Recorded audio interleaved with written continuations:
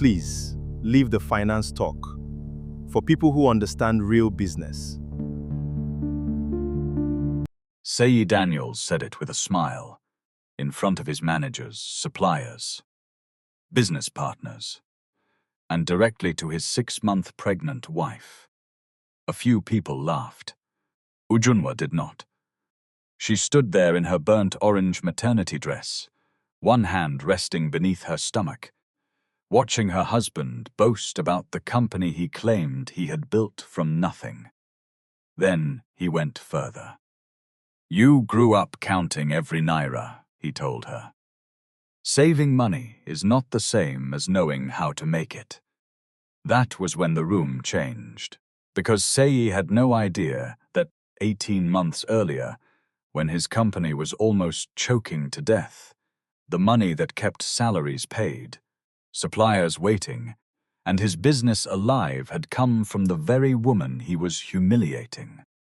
And she had never told him. Stay with this story, because what happens when that truth finally enters the room will cost far more than money. Before we continue, tell us where you're listening from and your local time right now. And if stories about dignity, choices, and consequences speak to you, subscribe. Because Seyi was about to learn something success had made him forget. The person you look down on may be the reason you're still standing. The event was not a gala. That was the first lie Seyi had started telling himself. He called it a market expansion reception, which made it sound like something that belonged in a hotel ballroom with cameras and champagne towers. In reality, it was held inside the newly leased warehouse behind ClearRoute Distribution's office in Ikeja. The floor had been scrubbed twice. Folding chairs stood in neat rows. 2 standing fans pushed warm air from one end of the room to the other. A caterer from Ogba had set up trays of jollof rice, chicken, puff-puff, and small chops beneath silver lids. It was respectable. It was growing, and Seyi was proud of it. That pride was not the problem. The problem was what he had started using it to cover. He had always been good in front of people. Even before ClearRoute had 3 vans and a warehouse, Seyi could make a plan sound bigger than it was. He could make a delayed delivery sound like a strategic adjustment. He could stand before a doubtful supplier and speak with enough confidence to buy, say himself, another week. That gift had saved him more than once. Now, it was becoming a mirror he could no longer look away from.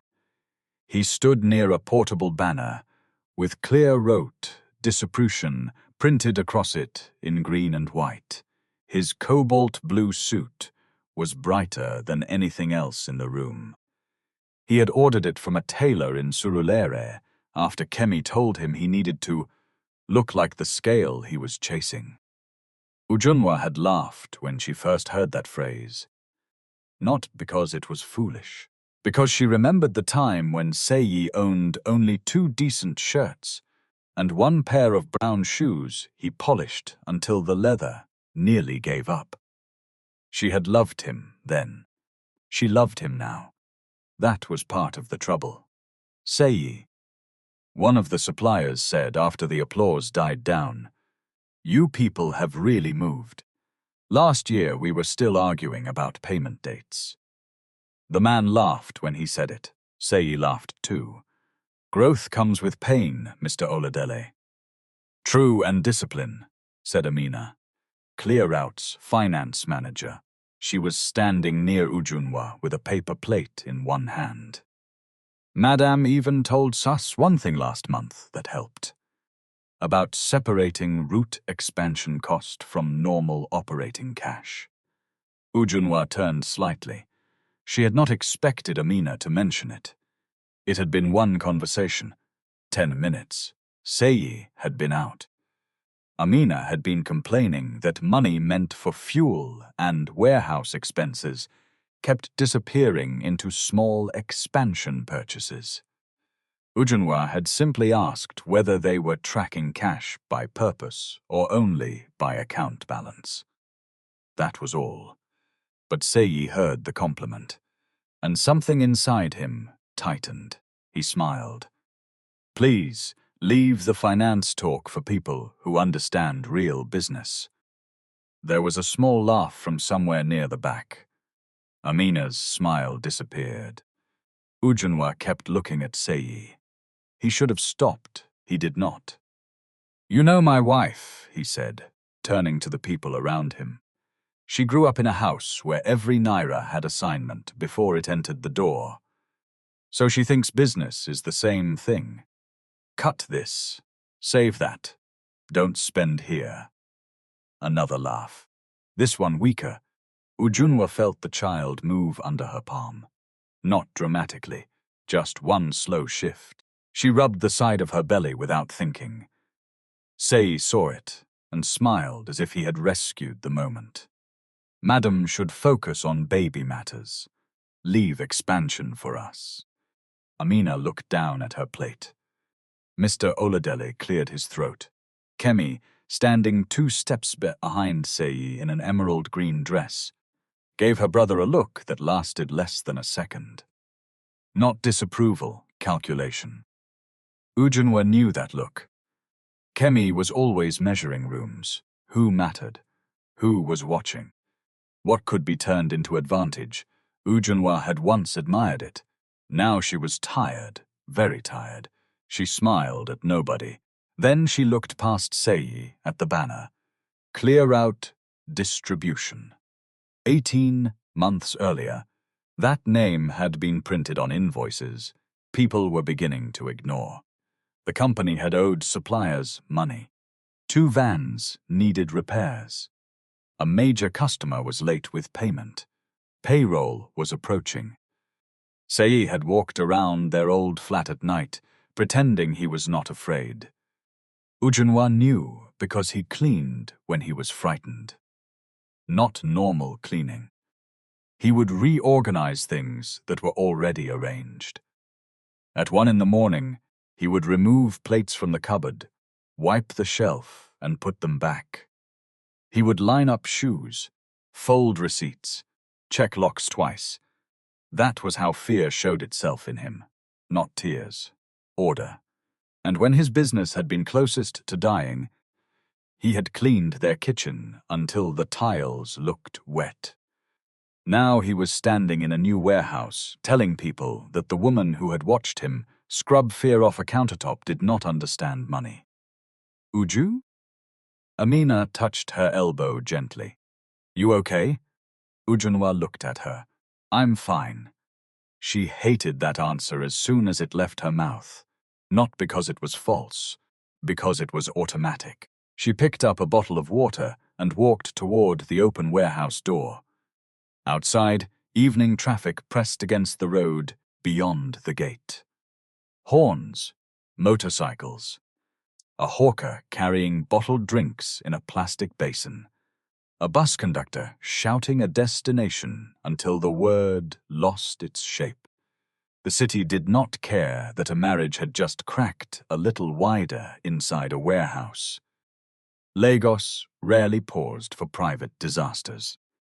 Ujunwa leaned against the wall and unscrewed the water. She took 2 small sips. Then Seyi came out. Why did you walk away like that? She looked at him. Like what? You know what I mean. I walked to get air. You made it look somehow. There it was. Not. Did I embarrass you? Not. Are you all right? You made it look somehow. Ujunwa screwed the bottle cap back on. What exactly did I make it look like? Seyi glanced toward the door. People are inside. Yes. So let's not do this here. She almost laughed. He had done it here. But now here was suddenly the wrong place. Fine, she said. That answer made him relax. Only for a moment. Because Ujunwa had not said, it's fine. She had said, fine. There was a difference. He would understand later. They left the warehouse after 9. Kemi stayed behind with 2 prospective partners and a branding consultant. Seyi drove. Ujunwa sat in the passenger seat with the seat belt low beneath her belly. For the first 10 minutes, neither spoke.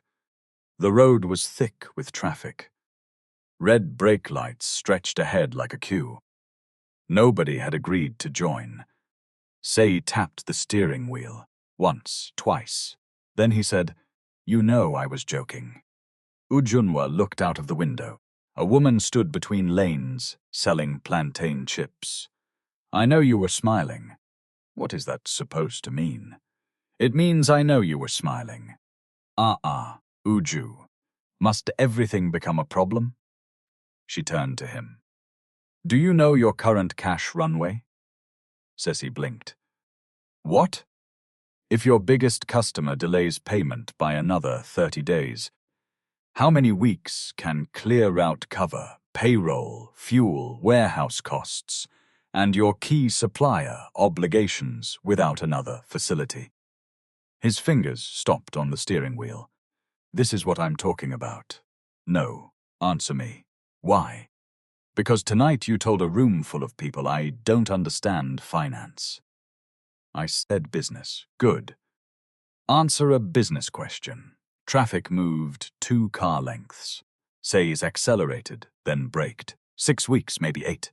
Maybe? We're growing. It changes. That wasn't my question. He gave a short laugh.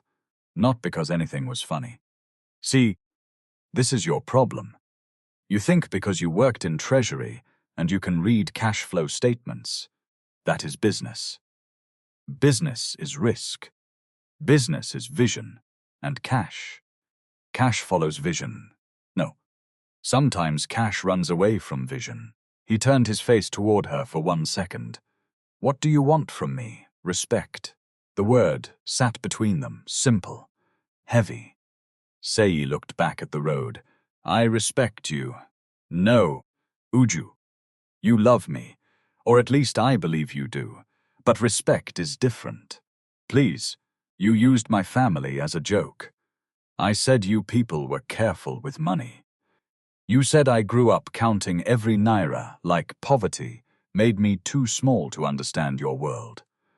I didn't say poverty. You didn't need to."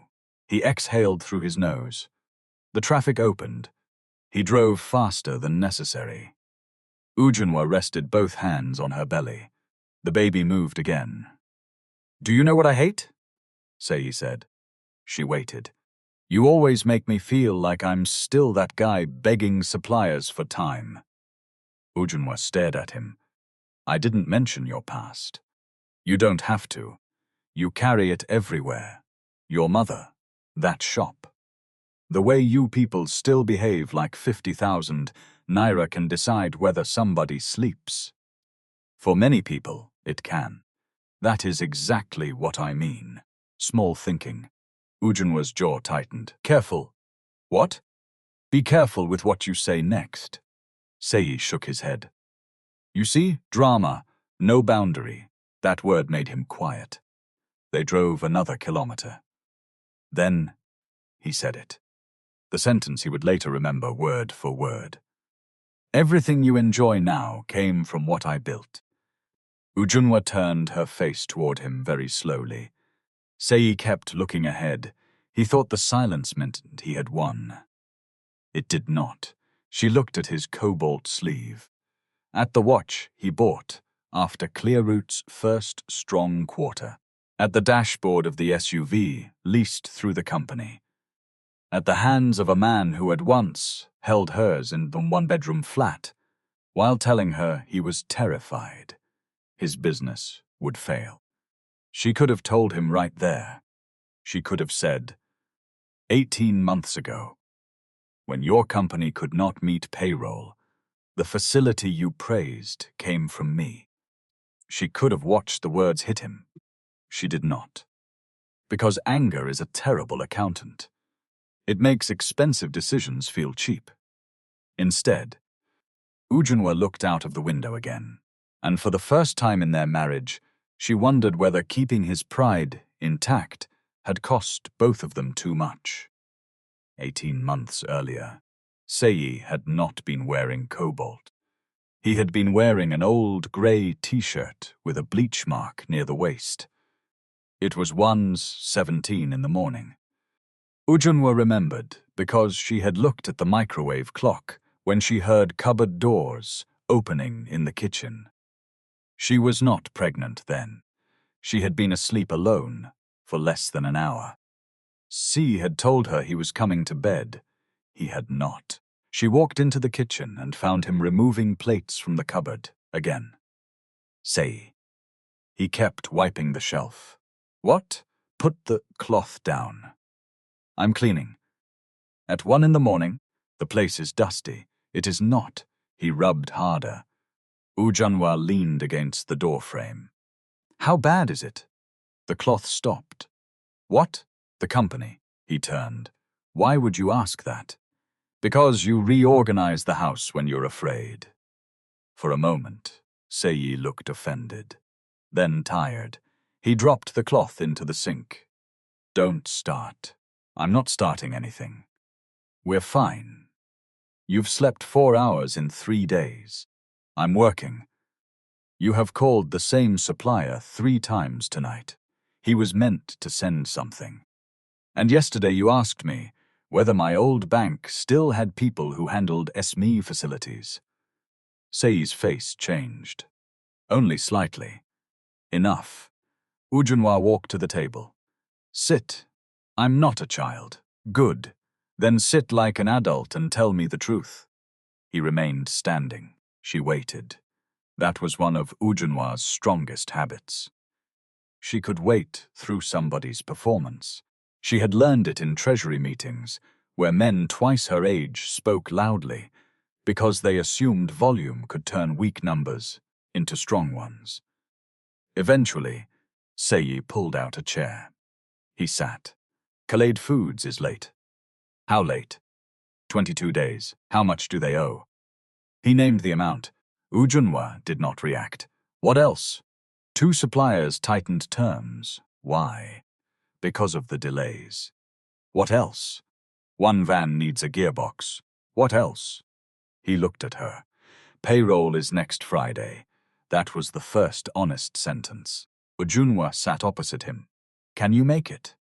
Seyi rubbed both hands over his face. If Khaled pays, and if they don't, he looked toward the sink. Then we have a problem. How big? He did not answer. That was answer enough. Ujunwa reached for the notebook they kept beside the fruit bowl. Show me. Seyi laughed once. You want to audit me now? I want to know whether we are discussing discomfort or death. He looked at her. She held his gaze. Business death, she added. That broke something in him, not in a bad way. His shoulders dropped. For the next hour, he talked, not like a founder, like a frightened man. He showed her receivables, payables, fuel costs, warehouse rent, payroll, 2 vehicle repair estimates, and the facility offers he'd had rejected. Because the terms would have strangled the business even if they solved the immediate problem. Ujunwa listened. The numbers were bad, not impossible, but bad. ClearRoute did not need a miracle. It needed time. Time cost money. The next morning, Ujunwa called Dere Adebayo. Dere had been her senior colleague years earlier. Now he managed accounts and small private investments for professionals who had built capital, but did not have the appetite to become full-time investors. He answered on the 4th ring. Ujunwa, good morning. You sound like somebody who has already read 3 spreadsheets. Only 2. Then the day is young. She almost smiled. I need you to look at something. How bad? Not dead. But breathing is expensive. There was a pause. Send it. I don't want my name on the first conversation. Another pause. Longer this time. Whose company? My husband's. Dare did not say anything for 3 seconds. Then, send it. That afternoon, Ujunwa emailed him documents. By the weekend, they had a picture. ClearRoute was not a fraud. It was not a fantasy. It had customers, operating history, and an obvious service people paid for. It was simply caught in the kind of problem that kills many small businesses quietly. Revenue on paper, no cash in the bank, bills arriving on time, customers paying late. Dare called it what it was, working capital stress. Ujunwa sat at her desk at home. How much would give them breathing room, he told her. She stared at the figure. It was not small. It was also not impossible. She had savings from 8 years in corporate finance, money from consulting work, and funds she had deliberately kept outside their shared household accounts. Not secret, because she distrusted Seyi. Separate, because she had always believed married people should know where household money ended and individual investment money began. A year earlier, she had registered Harborline Capital as a small private investment vehicle for consulting proceeds and long-term investments. Until that week, Harborline had never mattered to Seyi. He knew the name only because it once appeared on an envelope. He had asked, "Work thing." She had said, "Investment thing." He had nodded and gone back to his phone. Now that small company could keep his larger dream alive. Dare was careful. "If you do this, do it properly. I know, no handshake because he is your husband. Agreement. Repayment schedule. Reporting. Everything. I know, and he should know it is your money." Ujunwa looked out of the window. Below, a neighbor was arguing with a generator repairman. "I don't want him to know yet." Dare sighed. "Why?" "Because he won't take it. Then maybe he shouldn't. He has 17 employees. Ujunwa. He will hear my name and turn it into shame. He will say, I rescued him. He will refuse the money and take something worse. So your plan is to protect him from his own pride. For now. That sentence has buried many people. I am not burying anybody. I hope not." She closed her eyes. "Can Harborline lend as Harborline?" "Yes, then structure it." Dare did. Not in one dramatic afternoon. There were documents, questions, a site visit, cash flow review, security discussions, negotiation. Seyi complained about the reporting requirements. Then he signed anyway, because he needed the money. The first transfer landed on a Tuesday morning. Seyi called Ujunwa before 9. His voice shook. "They funded us." She stood in the bathroom holding a toothbrush. "Harborline, yes. That's good." "Good?" "Uju, this is not good. This is oxygen." She smiled at herself in the mirror. "Then breathe." He laughed, a real laugh. Relief moved through the phone. "Finally," he said, "somebody serious believes in me." Ujunwa looked at her own eyes in the mirror. She should have told him. She knew that even then. Instead, she said, "Use the money well." And that was how the first lie entered their marriage. Not spoken, protected. For a while, the lie behaved itself. That was the dangerous part. It did not immediately poison anything. ClearRoute stabilized. Collade Foods finally paid part of what it owed. 2 suppliers relaxed their terms after seeing regular settlement. 1 broken van returned to the road. Payroll stopped becoming a weekly emergency. Seyi slept again. He stopped cleaning the kitchen at midnight. He started talking about growth. At first, Ujunwa enjoyed listening. There was something beautiful about watching somebody you loved return to themselves after fear had hollowed them out. Seyi had energy again. He woke early because he was excited, not terrified. He came home with stories about routes, customer complaints, drivers, ridiculous delivery requests, and the endless war against fuel costs. Ujunwa listened. Sometimes she challenged him. Sometimes he listened back. For a few months, they felt like the people they had been before ClearRoute almost failed. Then the company had its first genuinely strong quarter. Seyi bought the watch. Then another customer arrived. Then ClearRoute moved from the cramped yard it had been using into a proper office and warehouse compound in Ikeja. Then people started calling Seyi MD, even when they were not at work. Something changed. Not overnight. That would have been easier to notice. It happened sentence by sentence. He stopped saying, "We survived," and started saying, "I survived." He stopped saying, "The team worked hard," and started saying, "I built a system." When an old friend mentioned the days Seyi used to personally load cartons into a van, Seyi laughed too loudly and changed the subject. When Ujunwa's mother sent stew in old ice cream containers, he transferred it into glass bowls before anyone could visit. Small things, stupid things, until they were not small anymore. Kemi helped speed the process. She was Seyi's elder sister by 3 years and had spent most of her career in marketing and events. Kemi understood presentation the way some people understood prayer. She could walk into a restaurant and tell who had money, who wanted people to think they had money, and who did not care. Her skill was real, so was her weakness. She believed perception was not one part of success. She believed perception was success wearing better shoes.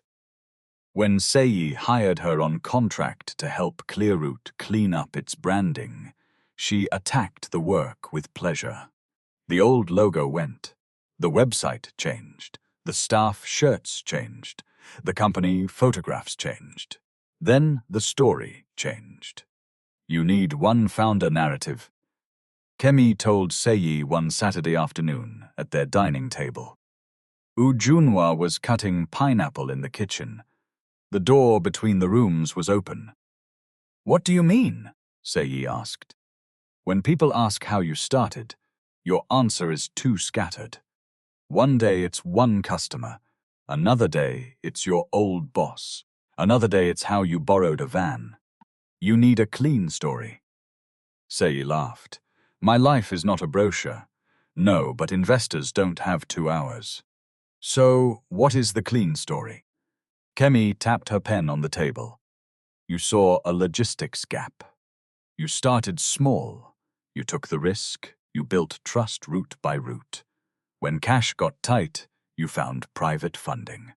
Then you scaled." Ujunwa stopped cutting for half a second, not because the story was false. Because of what had been removed.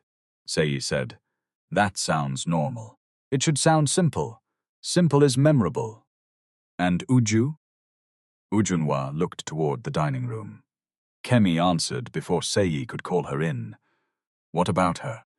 "She was there from the beginning, of course." "Wife support. Fine. But don't confuse emotional support with founder story." The knife in Ujunwa's hand rested against the pineapple. She waited. "Seyi could have said something, he did not." Kemi continued. "People invest in clarity. If you start saying my wife helped me, my sister helped me, my neighbor introduced me, one uncle prayed for me, it becomes family testimony. We're building a business profile." Ujunwa cut the pineapple, one clean slice, then another. When Kemi left, Seyi found her washing the knife. "You heard all that?" "Kemi can talk. She can." "You're not annoyed." Ujunwa dried the knife. "Should I be?" He leaned against the counter. "You know what she means. It's branding. I know. She wasn't disrespecting you." Ujunwa put the knife away. "I didn't say she was." Seyi studied her face. "Why are you doing that?" "Doing what?" That thing where you answer exactly what I asked and nothing more. She looked at him. Maybe ask a better question. He laughed and pulled her close. At that time, she still let him. Months later, Ujunwa became pregnant. Seyi cried when the doctor confirmed everything looked fine, not loudly. He sat in the car afterward with both hands on the steering wheel, and tears slipping down his face while he laughed at himself. "See me," he said, "big man." Ujunwa reached across and wiped one tear with her thumb. "You?" He nodded. Finished. They laughed. For several weeks, the baby pulled them back toward each other. Seyi downloaded an app that compared foetal size to fruits. He became unreasonable about Ujunwa carrying grocery bags. He called from work to ask whether she had eaten. At night, he placed his palm on her belly and talked to a child who could not answer. "You will not stress your mother," he said once. Ujunwa looked at him. "Your child has already started kicking me at 2 in the morning. That one is exercise." "For who?" "Both of you." She pushed his hand away, laughing. Those were the moments that confused her later. Cruel people are easier to leave in stories. Real people are more inconvenient. A person can kiss your stomach at midnight and insult your mother 3 months later. A person can love you and still build a habit that makes love unsafe. By the time of the warehouse reception, Seyi's habit was no longer small enough to ignore. And after the drive home, Ujunwa began watching him differently. Not spying. Watching. There is a difference. When somebody tells you that everything you enjoy came from them, you start noticing what else they believe belongs only to them. The next morning, Seyi left early. He kissed her forehead before he went. "Don't carry yesterday on your head," he had said. Ujunwa was sitting at the dining table with tea she had forgotten to drink. She looked up. "What does that mean?" "It means forget it. I was playing." "Did you forget what I said?" "About respect, yes." He picked up his keys. "I heard you." "That isn't the same as agreeing." "Uju, I have a meeting, so do I." He glanced at her laptop. "Consulting?" "Yes. Don't stress yourself." Then he left. Ujunwa stared at the closed door. His concern irritated her more than the argument. Not because concern was bad. Because he had started using pregnancy like a soft cloth, he could throw over any conversation he did not want to have. Don't stress yourself. Rest. Focus on the baby. Leave business. Each sentence sounded caring. Together, they became a cage. Ujunwa opened her laptop. She worked for 3 hours. At noon, Dare called. "Have you seen ClearRoute's monthly report?" "Not yet. Read it before you eat." "That sounds ominous. It is not a disaster." "Dare, it is not a disaster." "Then why before I eat?" "Because if you read it after, you will say I spoiled your food." She closed her eyes. What did they do? They did not do anything yet. There is an expansion proposal attached. Ujunwa opened the encrypted folder Harborline used for borrower reports. The summary looked good at first glance. Revenue was up. Deliveries were up. Customer count had improved. Then she went lower. Receivables, supplier aging, fuel costs, repair costs, cash balance. Her mouth tightened. Why is supplier aging stretching again? Growth. That is not an answer. It is their answer. She kept reading. A proposal for 2 additional routes, a larger office renovation, fleet upgrades, launch event costs, executive vehicle replacement. Ujunwa stopped. Executive vehicle replacement. Yes. Why? Apparently the current vehicle no longer reflects the company's position. She stared at the line. Who wrote that? I am refusing to guess. Kemi. I said I am refusing to guess. Ujunwa rubbed her forehead.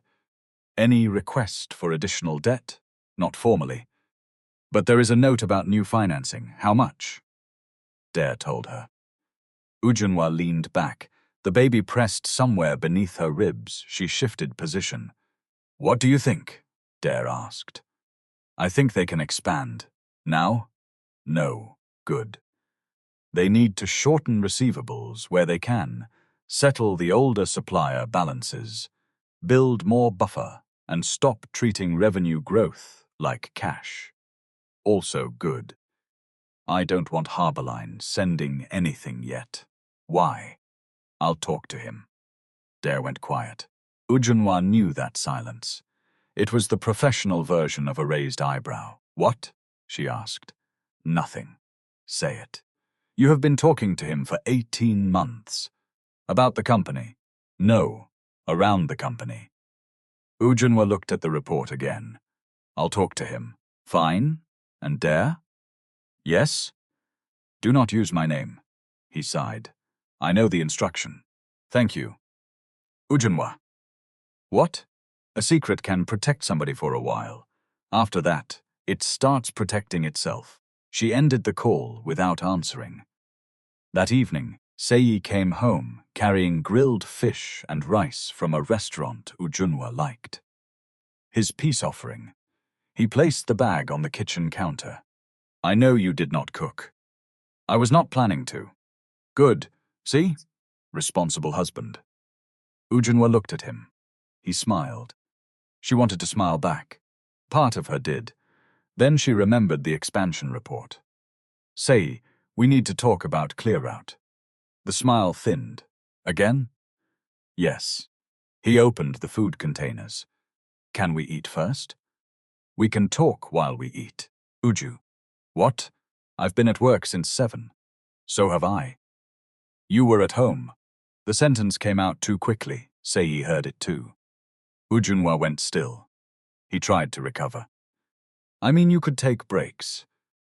You think work becomes rest when it happens at home? That is not what I said. It is exactly what you said. He rubbed his neck.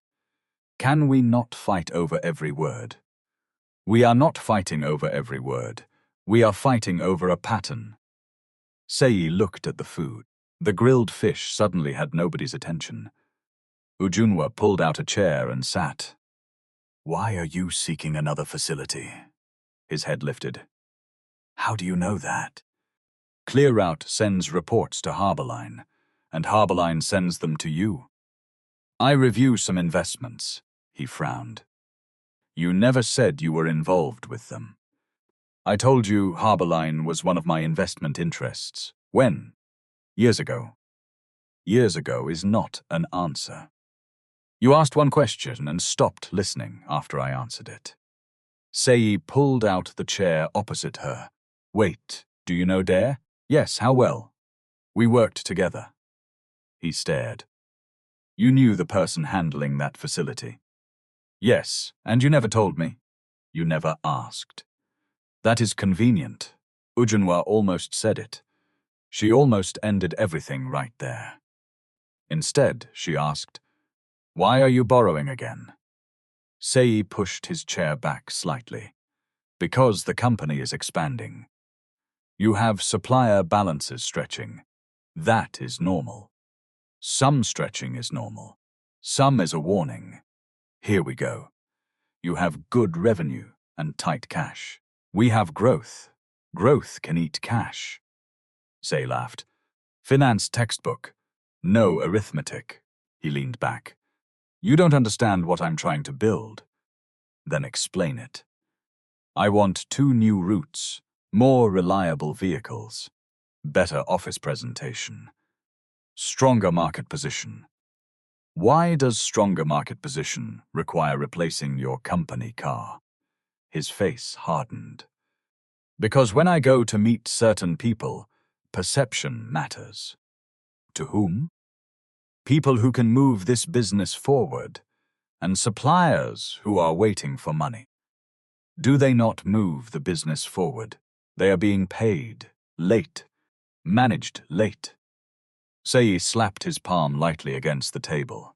Not hard. Still enough. You see why I don't discuss these things with you? Ujunwa's eyes dropped to his hand, then returned to his face. Why? Because every risk scares you. No, you come from people who think safety is success. There it was again. Ujunwa's voice became quieter. Leave my family out of this. I'm explaining perspective. No. You are using where I came from to avoid answering what I asked. Seyi stood.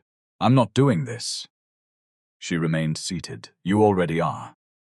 He walked to the sink, turned, then came back. I am trying to build something our child can inherit. And I am trying to make sure there is something left to inherit. You think I'm stupid? I think you are starting to confuse ambition with immunity. That landed. He stared at her. Big grammar. Ujunwa pushed herself up carefully from the chair. No, simple meaning. You think because growth worked once, every growth decision is good. Enough. Fine. She walked toward the bedroom. Behind her, Seyi said, You know what? Kemi is right. Stopped. What is she right about? That you don't understand the level I'm trying to enter. She turned. Seyi had already realized he should not have said it. Too late. What level is that? He looked away. Forget it. No, say it properly. I said forget it. What level? He exhaled. A level where people are not impressed because you know how to save 50,000 naira on a route. Ujunwa nodded once. Okay. She went into the bedroom. This time, Seyi did not follow. 3 days later, Esther arrived with baby clothes folded inside a large checked bag. And Seyi made the mistake that finally moved Ujunwa out of the house. Esther never came empty-handed. It was one of the laws of her life. If she visited for 10 minutes, she brought something, a bowl of stew, a small bag of garden eggs. Fabric remnants she thought Ujunwa might like. A blouse she had repaired, even though nobody had asked her to. That Saturday, she came with clothes for the baby. Not expensive clothes, better than that. Clothes made by hand, tiny cotton shirts, 2 soft wrappers. A little cap with uneven stitching along one edge, because Esther's eyes had begun to tire late in the evening, and she refused to admit it. Ujunwa sat on the sofa while her mother lifted each piece from the checked bag. See this one. Mummy, the baby cannot wear 6 outfits in one day. Who told you? Mummy, baby's disgrace clothes. You will thank me. Ujunwa laughed. Esther held up a pale blue shirt no bigger than both her palms. I made the neck wider. Babies don't like people fighting their head. You ask the baby? I have had children before you. Only 2. 2 is more than 0. They were still arguing when Seyi came in. He carried his laptop bag and 2 phones. He kissed Ujunwa on the forehead, greeted Esther, then stopped when he saw the clothes spread across the sofa. What is all this? For your child, Esther said. Seyi picked up one of the tiny shirts. Oh, nice. He said it too fast. Esther did not notice. Ujunwa did. I washed the fabric first, Esther continued. No strong dye. Baby skin can react. Thank you, Mummy.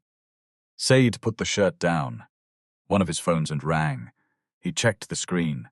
I have someone coming in about 40 minutes. Ujunwa looked at him. Here? Yes, a representative from the new route partnership. You didn't tell me. I forgot. Esther immediately began gathering the clothes. No problem. I was already going. Mummy, you just came. It's fine. You don't have to leave, Seyi said. No, she can stay. His mouth said one thing, his hands said another. He had already started folding the clothes into a pile. Ujunwa watched him. Esther watched too.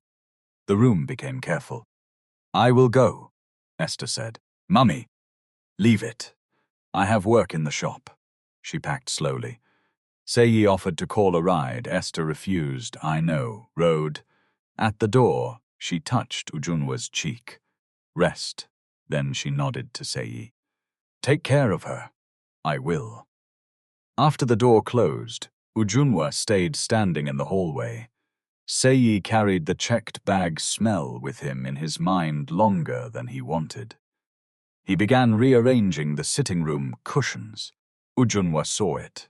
There it was again. Order. Only this time he was not afraid of business failure.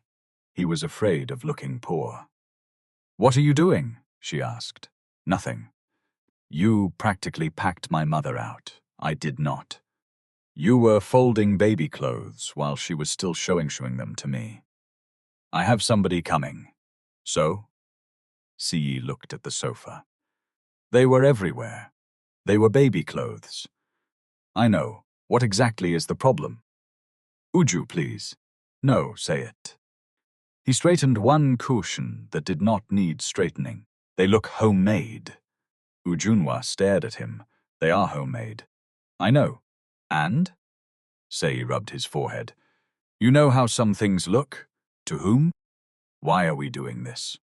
Because you are embarrassed by clothes my mother made for your child. I am not embarrassed. You are. I just said they look cheap. The room went silent. Even Seyi seemed surprised by the word. Ujunwa's face changed. He saw it. Not cheap like bad, he said quickly. I mean, you know, handmade. Local, it's not. Stop.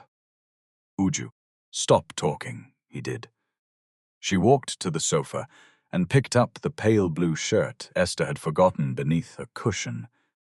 The stitching along one sleeve was slightly crooked. Her mother's eyesight. Her mother's hands. Her mother who had sewn school uniforms until midnight, when fees were due. Her mother who never called herself poor, even when the cupboard was nearly empty. Ujunwa folded the shirt carefully. Seyi stood behind her. I didn't mean it like that. You did. No, you did. And I need you to stop pretending your mouth is some separate person you are not responsible for. He flinched. Fine, I'm sorry, she turned. Sorry for what? For saying it looked cheap. And why did you say it? He looked irritated now. Must apology become interview? Yes. Sometimes. Seyi checked the time on his phone. That was the final insult. Not the worst thing he had ever done. Just the clearest. Ujunwa walked into the bedroom. She pulled a small suitcase from the wardrobe. Seyi followed after 2 minutes. What are you doing? Packing. For where? My mother's. He laughed once. You are joking. No. Because of baby clothes? No. Then because of what? She folded a powder blue blouse and placed it in the suitcase. Because I told you there was a pattern. You heard complaint. Uju, you are 6 months pregnant. You cannot just be moving around because we argued. She stopped folding. Listen to yourself. What? You are using my pregnancy to tell me I cannot leave a room where I'm being disrespected. That is not what I said. It is what you meant. You should rest at my mother's. Seyi blocked the wardrobe door without meaning to. Ujunwa looked at him. He stepped aside immediately. I'm not stopping you. Good. But this is childish. Maybe. You are going to your mother because I said clothes looked cheap. I am going because you are ashamed of where I came from, and you are becoming comfortable showing it. I'm not ashamed of you. I didn't say me. That shut him up. Ujunwa closed the suitcase. She packed medication, toiletries, her laptop, chargers, and 2 books she had been pretending she would read before the baby came. At the door, Seyi said, When you calm down, call me. Ujunwa looked over her shoulder. I am calm. That was what frightened him. She called a ride and left. Esther lived above her tailoring shop in a modest two-story building off a busy street in Ogba. The shop itself occupied the ground floor with 3 sewing machines, shelves of folded fabric, one standing fan that complained when it turned too far left, and a narrow back room where Esther kept finished clothes in plastic garment bags. The upstairs flat was clean, crowded, and alive. Ujunwa had spent years wanting to escape that kind of crowdedness. Now she found it comforting. There was no empty surface pretending not to be used. Esther looked at the suitcase, then at her daughter. What happened? Can I stay here? Of course, Mummy. What? Don't ask me tonight. Esther studied her face. Then she took the suitcase. Have you eaten? Ujunwa almost cried, not because she was sad. Because mothers sometimes know when questions are more dangerous than food. I'm not hungry. That was not what I asked. Ujunwa laughed despite herself. Small. Good. Esther went downstairs and returned with rice and stew. No speech, no judgment. At 11 that night, Seyi called. Ujunwa watched the phone ring until it stopped. He called again. She answered. Are you safe? He asked. Yes. Is Mummy there? Yes. Good. Silence then. Come home tomorrow. No. Uju, we need space. I don't need space. I do.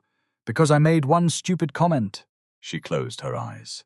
Seyi, if you still think this is one comment, then space is exactly what we need. He was quiet. In the background, she could hear television from their house. Their house. The phrase hurt more than expected. Are you leaving me? He asked. No. His breath changed. Relief. She heard it. But I am not coming back until I know I'm coming back to a husband who understands the problem. I understand. Tell me what it is. He hesitated.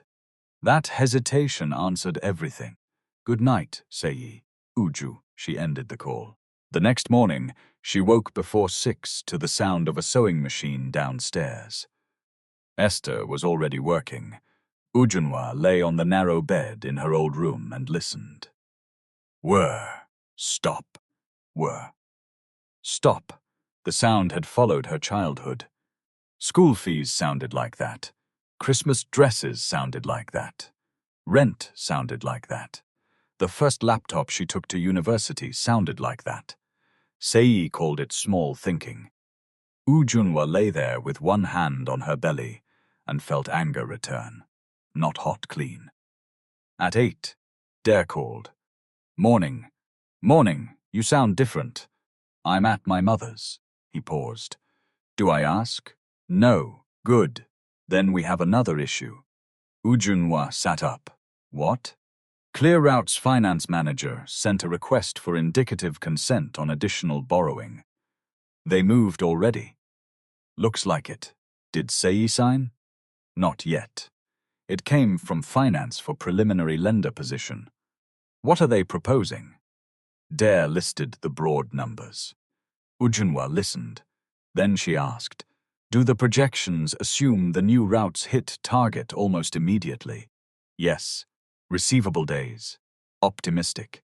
Supplier arrears. Reduced on paper. With what cash? Future cash. Ujunwa closed her eyes. Future cash. The favorite money of ambitious people. Money that had not arrived, but had already been spent in conversation. Send me the full package. I already did, thank you. What do you want Harborline to say? Nothing yet. Ujunwa, I need to understand it. That is fair. And I want to speak to Amina directly, as lender representative, as someone she already knows. I won't ask for confidential information outside the report. Careful. I know. She did know. That mattered. Ujunwa did not want the story to become one where being the hidden source of money gave her permission to trespass everywhere. Power did not erase boundaries. That afternoon, Amina called her first. Uju, sorry, are you busy? No, what happened? Amina hesitated. I wanted to check on you after the event. Ujunwa looked toward the shop downstairs. I'm okay. Okay. Another pause. Amina. Yes? You did not call only to check on me. Amina released a breath. No. What is it? I don't know if I should say. Then don't say anything you're not authorized to say. Thank you. But if you're calling because you need advice as a friend, ask the question. Amina was silent for a moment. Then she said, Can a company be growing and still be in trouble? Ujunwa leaned back against the wall. Yes. How? Depends on the company. Receivables. Ujunwa did not ask for ClearRoute numbers.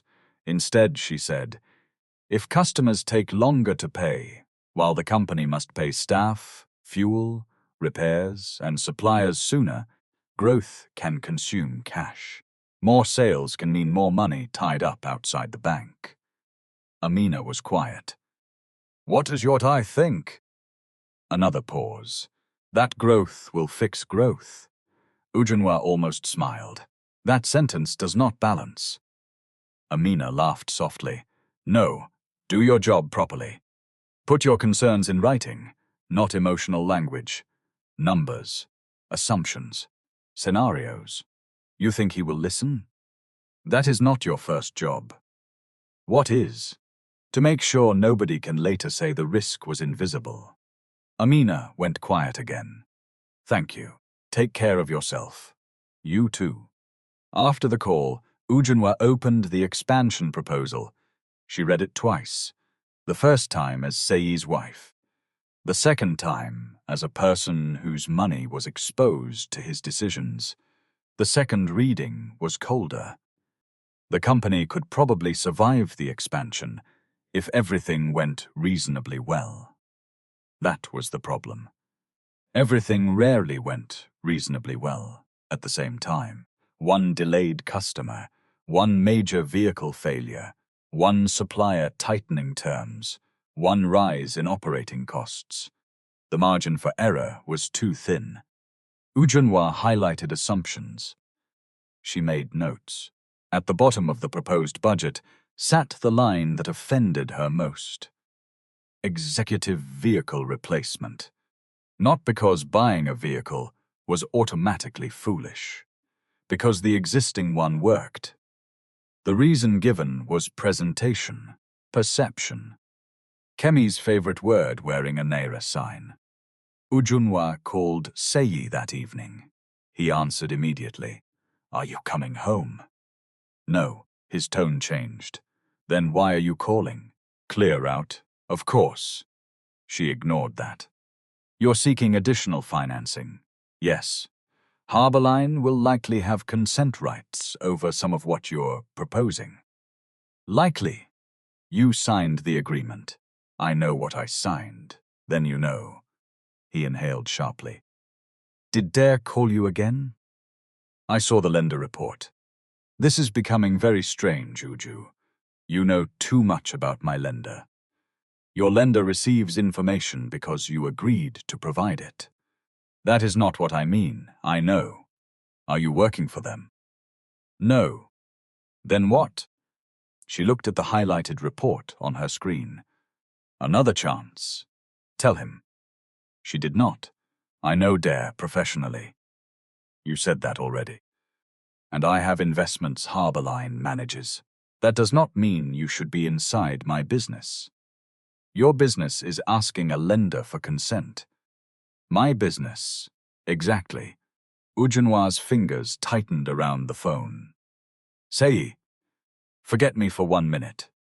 Look at the cash. I have looked at it. No, you have looked at projected revenue. Same argument, because the numbers are the same numbers. He laughed bitterly. You know what? Keep your advice. I will find another financier if Harborline wants to behave like they own me. Ujunwa went still. They don't own you. Then they should stop acting like money gives them the right to run my company. The sentence landed with almost comic precision.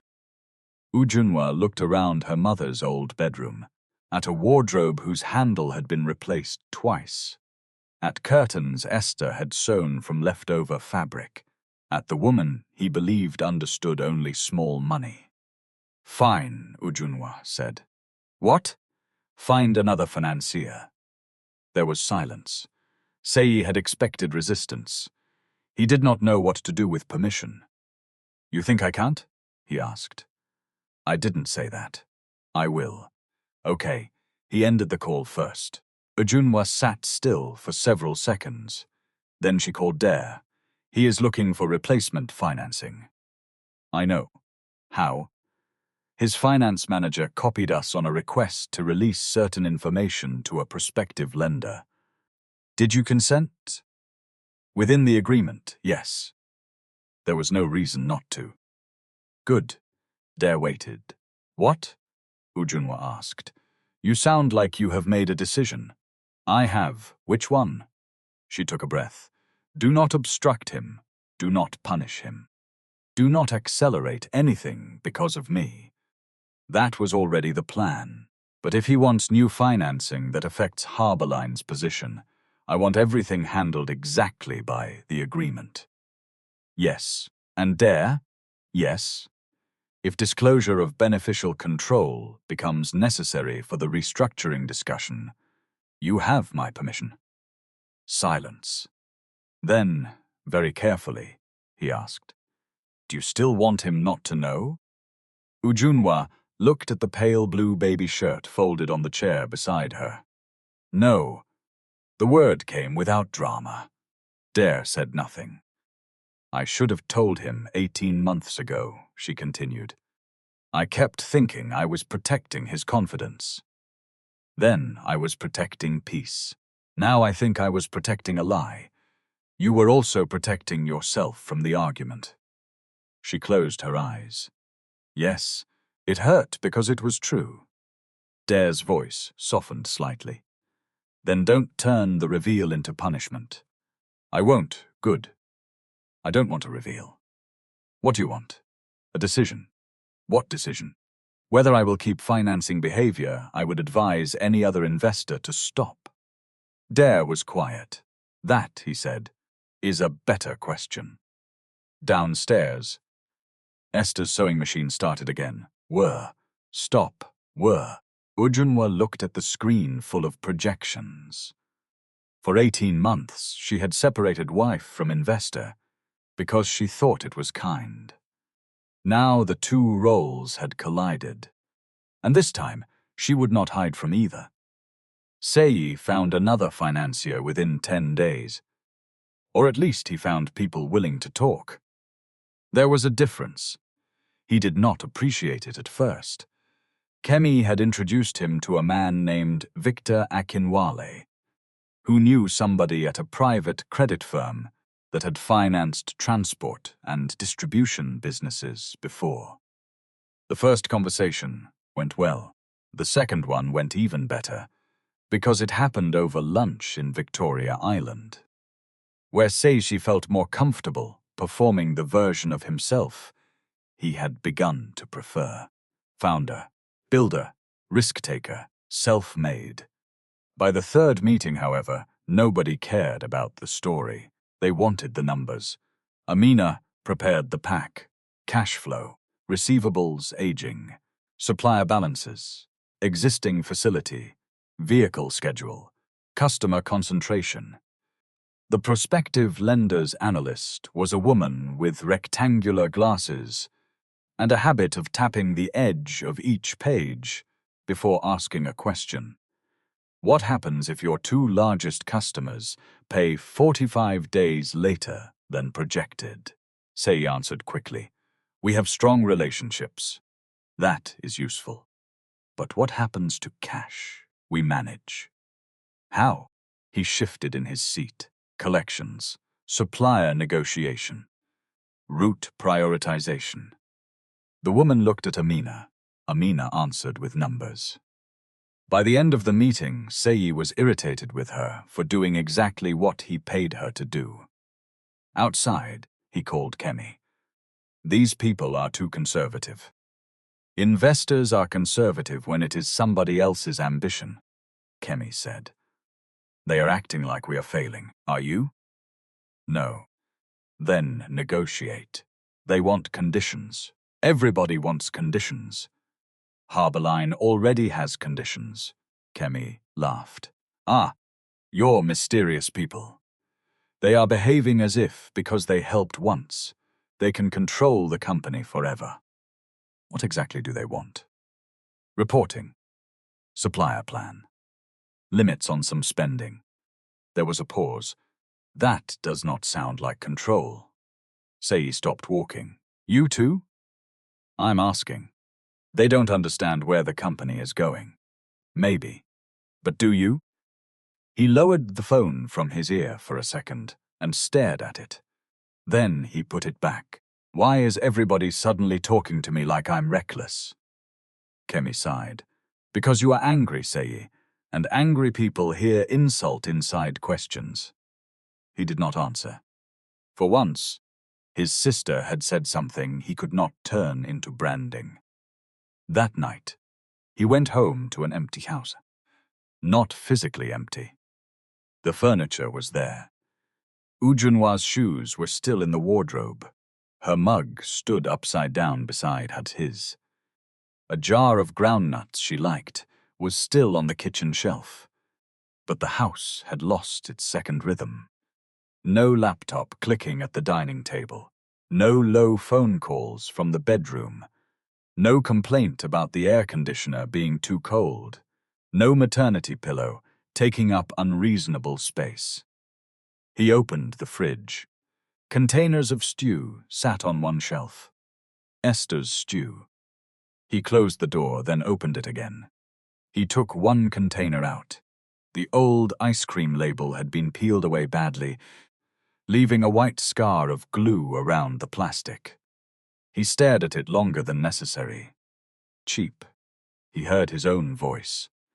The word sounded uglier in the kitchen than it had in the sitting room. Seyi put the container back. He called Ujunwa. She answered after several rings. How are you? He asked. Fine. The baby, also fine. Did you go for the appointment? Yes. You didn't tell me. You knew the date. I thought you would call. You could have called. He sat at the dining table. What did the doctor say? Everything looks normal. Can I see the scan? When we meet. When are we meeting? Ujunwa was silent for a moment. Seyi, what have you understood since I left? He leaned back. Can we not turn every call into an exam? Then answer without studying. He rubbed his eyes. I shouldn't have said those things about your mother. Why? Because it hurt you. That is not enough. What do you mean it is not enough? If something is wrong only because it hurts me, then next time you will just try to say it where I cannot hear. Seyi frowned. So, what answer do you want? I don't want an answer I wrote for you. He stood and walked toward the window. Traffic lights moved below in the distance. I was ashamed, he said. Ujunwa said nothing. The admission surprised him as much as it did her. He continued before courage left. Not of mummy exactly. Then of what? Of how things looked. What things? The bag, the clothes, the shop. All of it.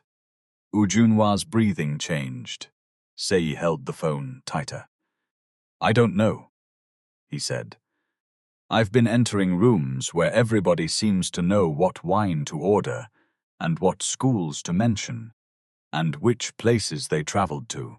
I enter, and I feel like if I say one wrong thing, they will know I came from nothing. You did not come from nothing. You know what I mean?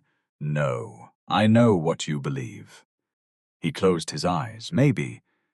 And when you feel small around them, you come home and make other people smaller. The sentence struck him cleanly. He sat again. I don't do that. You do, he wanted to argue. Instead, he remembered the warehouse, his joke, the room laughing. The satisfaction he had felt when laughter returned him to the center. He hated the memory. Not enough yet. But something had shifted. "I'm sorry," he said. Ujunwa was quiet.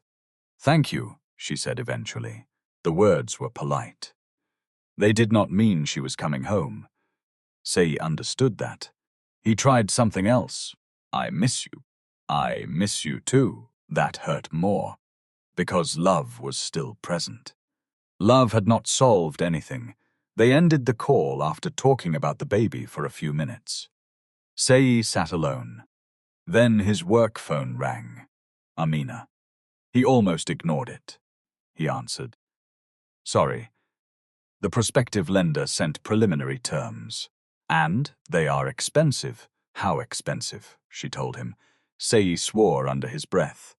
"And security? Also heavy. Send it." "I have." "Fine, sir." "What?" "I think we should reconsider the timing." He closed his eyes. "Not again." "Amina." "Yes, sir." "Are you my finance manager or Harbor Lines?" There was silence. "My responsibility is to ClearRoute. Then support the growth plan. My responsibility is not to support every plan. It is to tell you what the numbers say." Seyi's jaw tightened. He could fire her. The thought came fast. That frightened him. A year earlier, he had praised Amina for refusing to hide bad news. Now he was considering removing her because the bad news was his idea. "Send me your recommendation in writing," he said. "I already did." Of course she had. "Good night." "Good night, sir." He ended the call. Then he opened the document. Amina's recommendation was not dramatic. That made it worse. Delay expansion. Stabilize collections. Pay down older supplier balances. Retain contingency buffer. Reassess route economics after 2 reporting cycles. No accusation. No disrespect. Just numbers refusing to admire him. Seyi closed the laptop.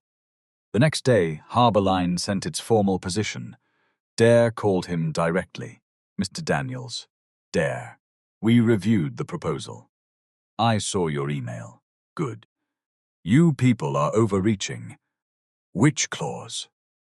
Seyi hated that question immediately, not because he had no answer, because Dare always made disagreement become specific.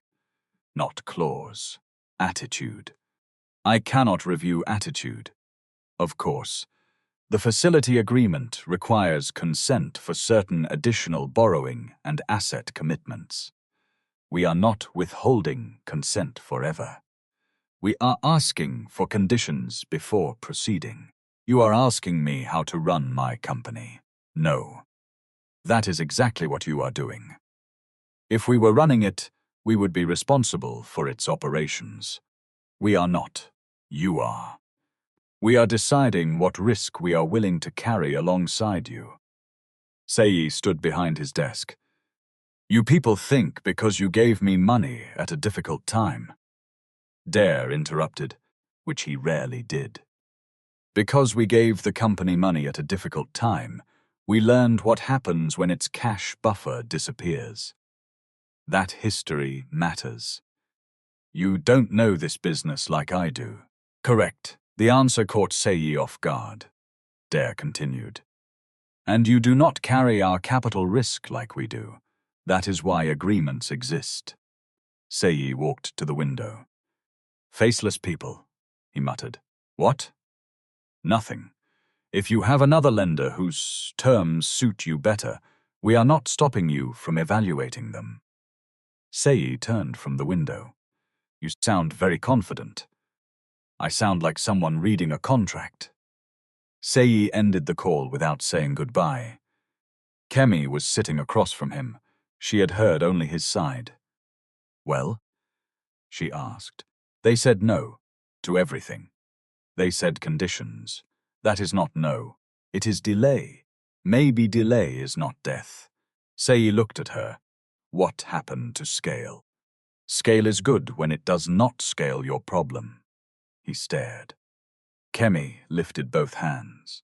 Don't look at me like that. I do branding. I am not volunteering to pay supplier invoices. He almost laughed. Almost. Then she said, "Who actually owns Harborline?" "I don't know. You never checked?" "I know the company. I know Dare." That was not my question. Seyi looked at her. Kemi's eyebrows rose. "You took a major facility and never bothered to understand who was behind the lender. They funded through a company." "Yes. Companies have owners. Because you are angry with a ghost. At least know whose ghost." Seyi opened his laptop again. He searched through old emails. The original facility correspondence was there. Term sheet. Conditions precedent. Executed agreement. Dare's details. Harborline's registration information. He had seen all of it. He had simply never looked past the line that mattered to him at the time. Amount approved. Funds available. That was all. He clicked through attachments. Kemi moved around the desk. Anything? Not much. He found an old due diligence email asking ClearRoute to confirm the identity of its shareholders and directors. He remembered being annoyed by the request. He had answered. He had never wondered why Harborline itself was not equally interesting to him. Because he had been desperate, and because money arriving feels less mysterious when you need it. He closed the folder. Dare manages it, he said. Maybe. What does that mean? It means management is not ownership. Seyi looked at his sister. Since when did you become forensic accountant? Since you started shouting about faceless investors. He smiled, despite himself. Then the smile disappeared, because he remembered Ujunwa saying she had investments Harborline managed. A small discomfort moved through him. Nothing more. Not yet. He pushed it away. Coincidence, he said. Kemi looked at him.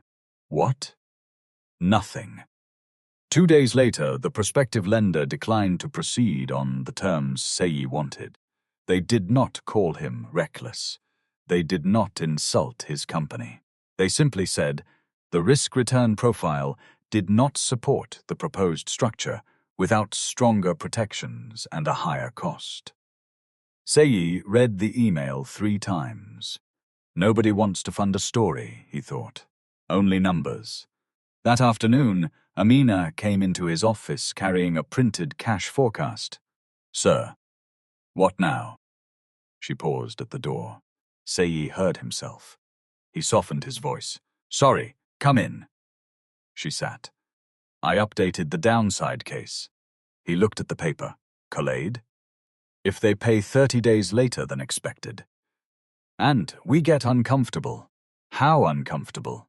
She pointed to a line. Seyi leaned closer. The number was not death, but it was close enough to memory that his stomach tightened. Kitchen cupboards. 1 in the morning. Bleach-marked t-shirt. Payroll. He leaned back. What would you do? He asked. Amina's face changed. Not because the question was difficult, because he had finally asked it. Delay the office work. Keep the current vehicle. Negotiate the 2 route opportunities instead of launching both at once. Pay down the oldest supplier balances. Build buffer. Seyi looked at the forecast. That is exactly what Harborline wants. Yes, and Ujunwa. Amina said nothing, his eyes lifted. What? Nothing, sir. No, you made a face. I did not, you did. Amina shifted in her chair.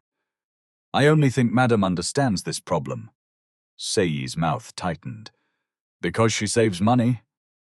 Amina looked at him steadily. No, sir, because she understands cash. The sentence stayed in the room. Seyi did not dismiss her. He looked down at the forecast again. For the first time since the warehouse reception, shame reached him without turning immediately into anger.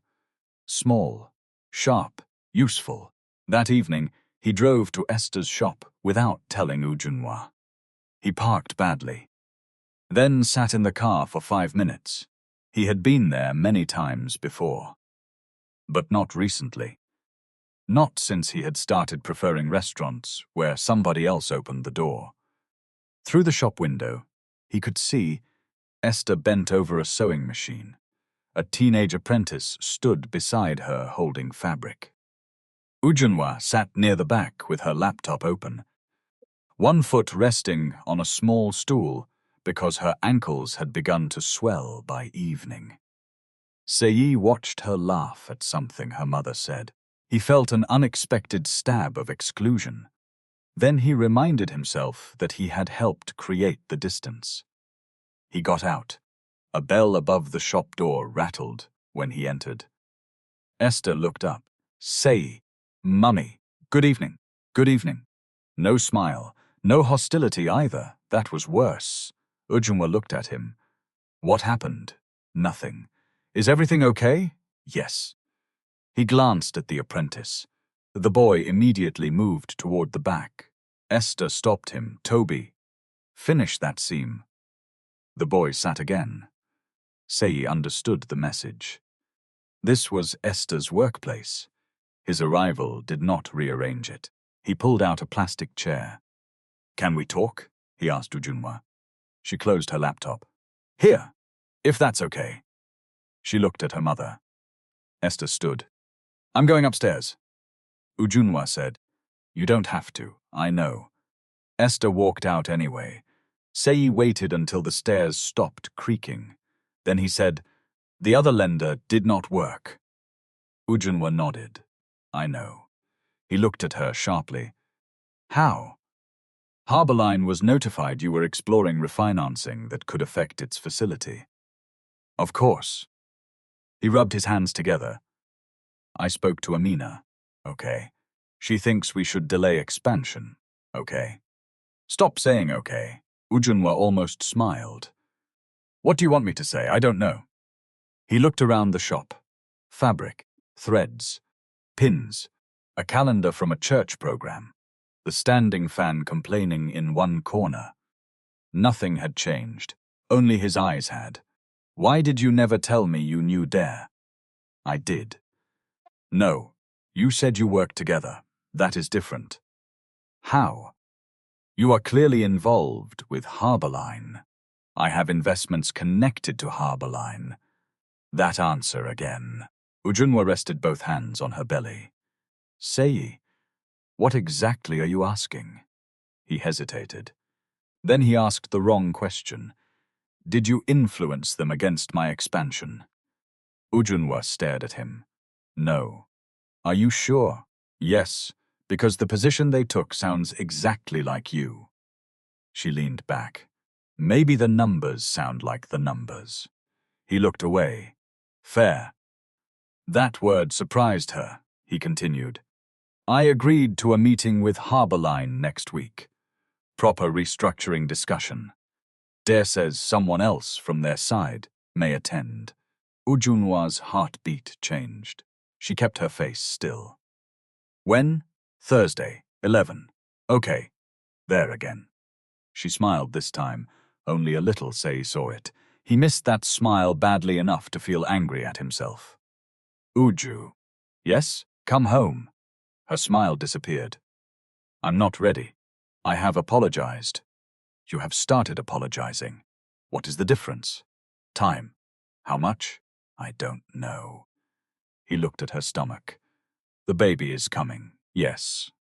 I don't want us like this when the baby comes. Neither do I. Then, what do I do? Ujunwa looked at him for a long moment. Stop asking for the quickest thing that gets me back into the house. He frowned. What should I ask for?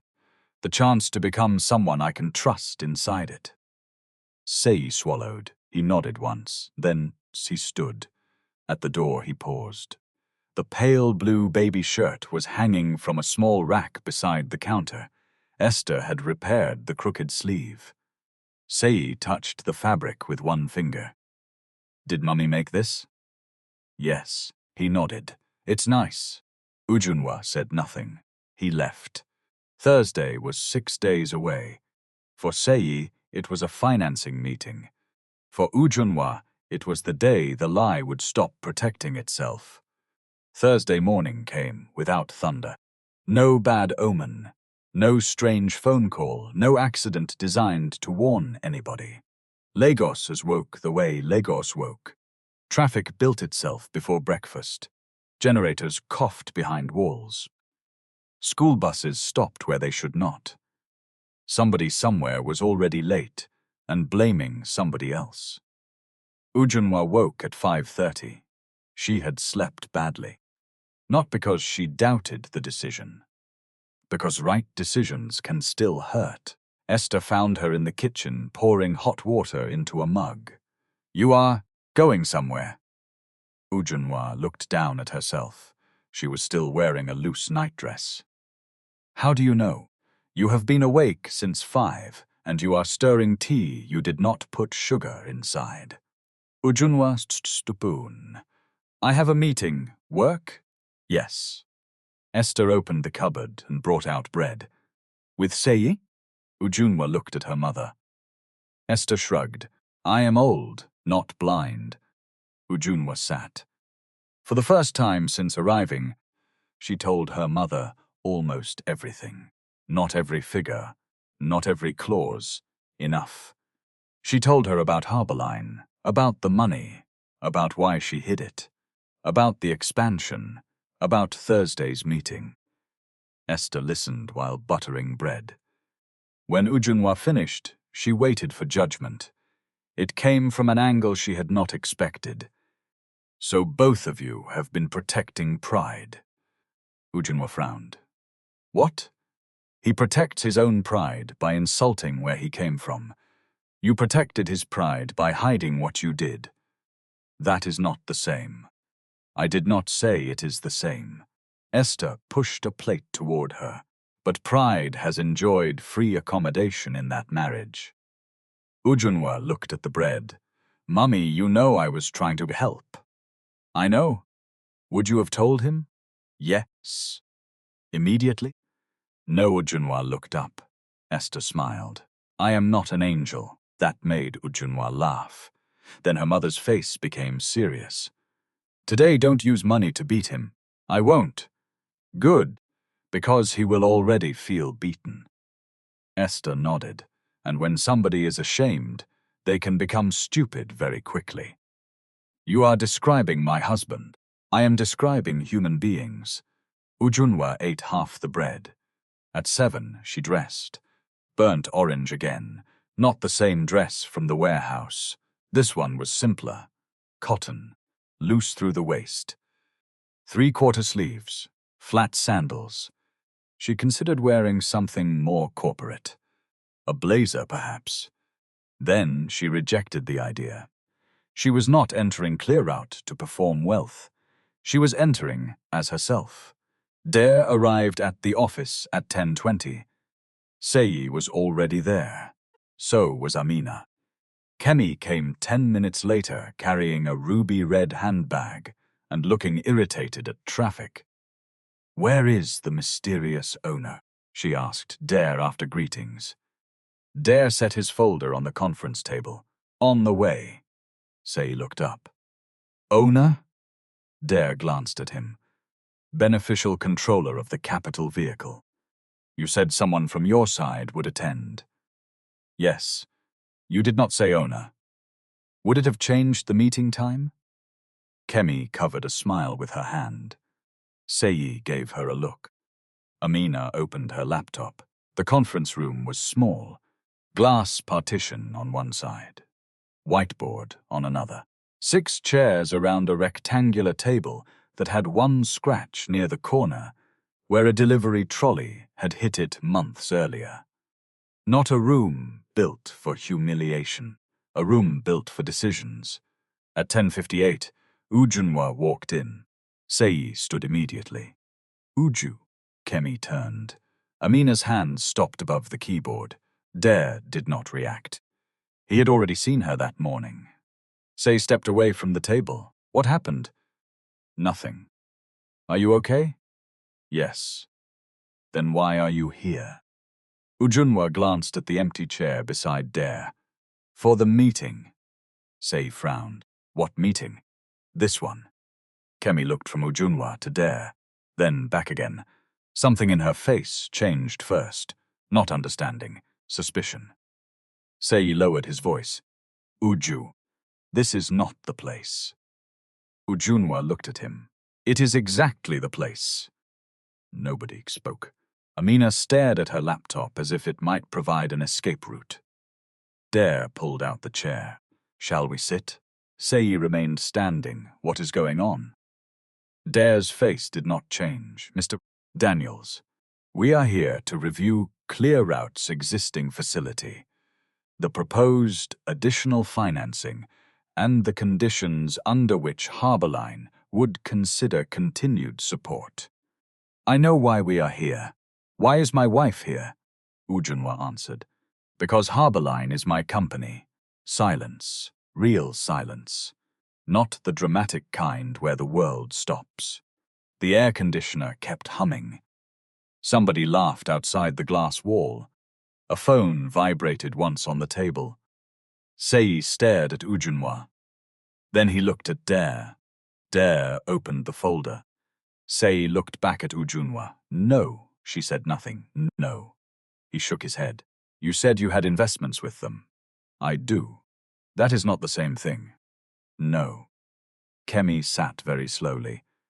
Amina looked at Dare. He spoke in the same tone he used for everything. Harbourline Capital is controlled by Mrs. Daniels. I manage its investment administration under mandate. The facility extended to ClearRoute 18 months ago was funded from capital she authorized for deployment. Seyi blinked. He gave a short laugh. Nobody joined him. This is a joke. Dare slid one document across the table. It is not.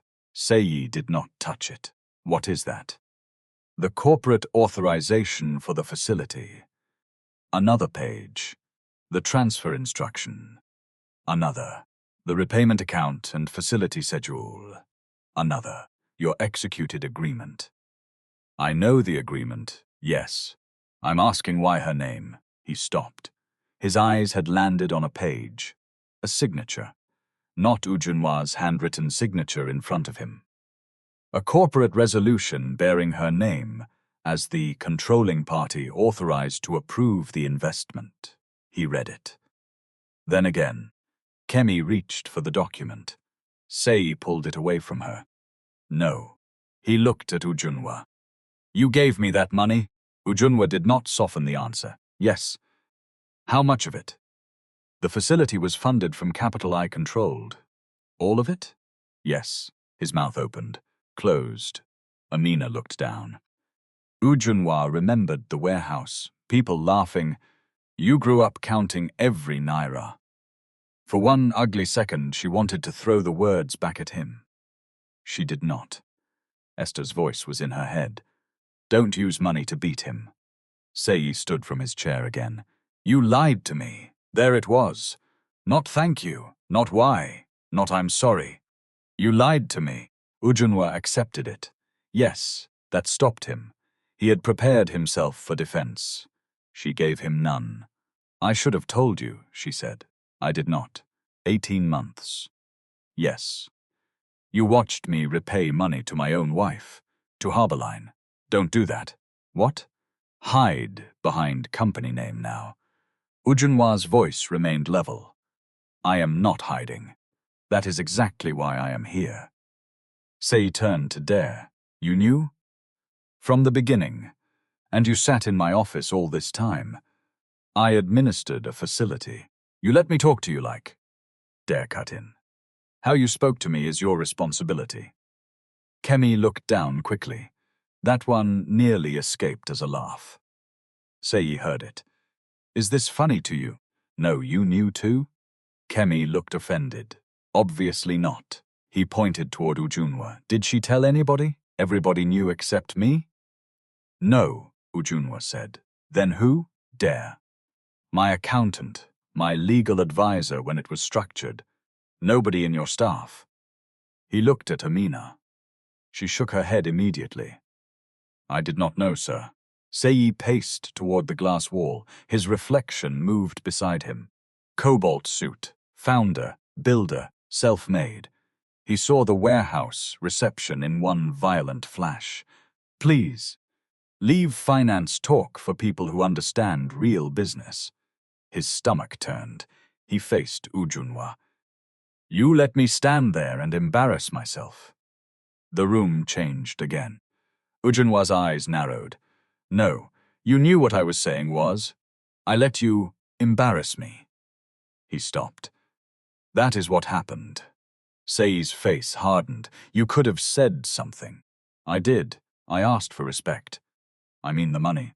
So the humiliation matters now because I had money? No. Yes. Listen to what you were saying. He opened his mouth. She kept going. If Harborline belonged to somebody else, would what you said at that warehouse be acceptable? No. If I had 10,000 naira to my name, would my mother's clothes become cheap? No. If I had never worked in finance, would you have the right to use my family as a joke? No then. Stop making my balance sheet the reason you finally understand the problem. Nobody moved. That was the sentence Seyi could not escape. Not because it was clever, because it removed the one defense he wanted. He could not turn the story into, I disrespected her because I did not know who she really was. He knew who she was. His wife, the mother of his child. That should have been enough. He sat. His face looked older. Dare waited until the room settled. Do we continue? Seyi looked at him as if he had forgotten why anyone was there. Then he laughed once under his breath. The meeting? Yes. Of course. He looked at Ujunwa. So what is this? You came to take over? No. You want my company? No. Then why reveal it now? Ujunwa looked at Amina, then Kemi, then back at him. Because the secret has started affecting decisions. What decisions? The ones in front of us. I can run my company. I know. You don't sound like it. Running it includes accepting that people who lend to it can say no to more risk. His jaw tightened. There. That. You sound like Dare. Dare sounds like numbers. Dare adjusted his glasses. I would prefer not to be a metaphor. Amina looked down to hide a smile. Even Seyi nearly smiled. The tension loosened by 1 degree. Then Dare opened the cash flow pack. ClearRoute is not insolvent, he said. Let us begin there. Seyi nodded. The company has growth. It also has working capital pressure. The proposed expansion increases that pressure. We know. Good. Harborline is willing to consider renewal and limited additional support under conditions. Seyi leaned back. What conditions? Dare looked at Ujunwa. She shook her head slightly. You present them. He did. First, a supplier arrears plan. Second, monthly cash flow reporting against actual performance. Third, no executive vehicle replacement from borrowed funds during the stabilization period. Kemi cleared her throat and stared at the table. Fourth, phased expansion. 1 route, not 2, subject to agreed performance measures. Fifth, a spending threshold above which non-essential capital expenditure required board or lender notification, according to the agreed structure. Sixth, independent financial oversight strengthened, with Amina reporting material cash concerns directly to the board as well as Seyi. Seyi listened without interrupting. At the end, he said, You want to put me on a leash? Amina shifted. Dare said, No, you are free to decline. And then? The current facility continues under its existing terms to maturity. No acceleration? Not on the facts presently before us. No penalty because I refused? Not beyond the contract. Seyi looked at Ujunwa. You would let me walk away? Yes. The answer hurt him in a new place. You would risk losing your money. I invested knowing there was risk. And our marriage. Ujunwa glanced toward Amina. This is not where we discuss our marriage. Seyi looked almost offended by her professionalism, then embarrassed. Right. Kemi spoke for the first time in several minutes. Can I ask one question? Dare nodded. She looked at Ujunwa. Did you fund him because you believed in the company, or because he was your husband? Ujunwa thought before answering. Both. Kemi nodded slowly. That matters. Yes. Would you fund the expansion now if this was not your husband's company? No. Seyi looked down. Kemi asked. Why? Because the company has not built enough room for mistakes yet. Seyi rubbed his thumb along the edge of the table. Everybody keeps saying that. Ujunwa's voice softened. Maybe stop hearing it as an insult. He looked at her. For the first time that morning, anger left his face completely. Only tiredness remained, and something harder. Recognition. He looked at the documents again. When did you decide to fund me? After the night you cleaned the kitchen shelves at 1 a.m. His eyes lifted. Kemi looked confused. Seyi understood immediately. You knew? I always knew when you were afraid. He stared at her. She continued. You were going to take financing that would have hurt the company badly, because you were too ashamed to tell me how close things were. He looked away. I did not want you to think I failed. I already knew you were struggling. That is different. Why? Because you were my wife. Ujunwa waited. Seyi heard his own answer. He almost laughed from the cruelty of it. You were the person whose opinion mattered most, he said. Yes. And now you have spent months acting like my opinion matters least. He closed his eyes. No one spoke. Dare finally shut the folder. We do not need a decision today. Seyi opened his eyes. I do. Dare looked at him. Seyi took a breath. We delay the office renovation. Kemi's head turned. The vehicle stays. She looked personally wounded by that one. Amina remained still. One route, Seyi continued, only after supplier balances come down and we see 2 cycles. Dare said nothing. Seyi looked at Amina. You send me the revised cash plan. No optimistic collection assumptions. Yes, sir. If I argue, remind me I said that. Amina's mouth twitched. Yes, sir. He looked at Ujunwa. This is not because you are my wife. Good. It is because the plan was too aggressive. Better. And because the alternative money is rubbish. That made Kemi laugh. A real one. The room breathed again. Seyi signed nothing that day. There were documents to revise, terms to review, a board process to follow. Reality did not care that a dramatic truth had been revealed. Paperwork still wanted its turn. The meeting ended after 1:30. Amina left first. Kemi gathered her handbag and paused beside Ujunwa. I owe you something, she said. What? Not here. Ujunwa nodded. Dare packed his folder. At the door, he looked at Seyi. Mr. Daniels, Dare, I will send the revised term framework tomorrow. Fine, he left. Then only Seyi and Ujunwa remained.